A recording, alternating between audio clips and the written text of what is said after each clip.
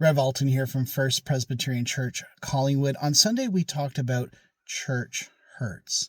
Have you ever been hurt in church?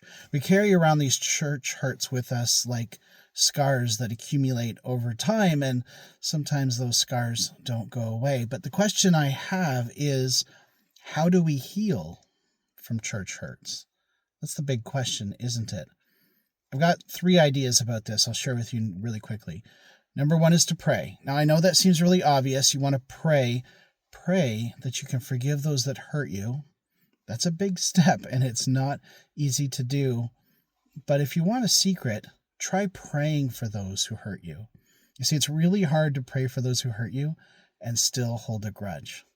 Secondly, find a church, find a congregation, even if it's a small gathering, a little country church, a big city church, whatever it is, find a church that seems to be healthy, that's Christ-focused, and that is caring for its staff and for the people in the congregation. The kind of church where the focus isn't about squeezing every little ounce out of you that it can, but loving you and supporting you and seeing where your giftings fit into that congregation as you want to just naturally show your love for Christ by serving Christ, whether it's through a mission in the church or outside of the church, whatever that might be.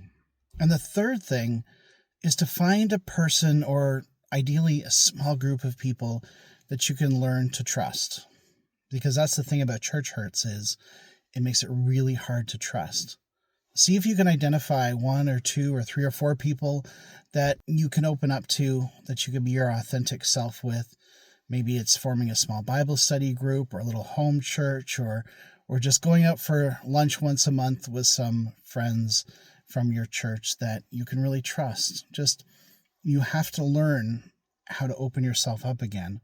And that just might be the hardest part of all of this. Because the thing about church hurts, and the reason why it's just such a devastating thing, is because it drives a wedge between us and other people. And that wedge isn't necessarily between you and the person who hurt you. That wedge often is just between you and anybody else, because they might potentially hurt you. So I don't know if this is helpful, but to recap, pray for those who have hurt you. Find a healthy community, whatever that might look like. And then learn to open yourself up through some key people that you really think that you can trust. I hope this is helpful to you. It's easier said than done. I admit that. But my prayer is that you would find healing from your hurts.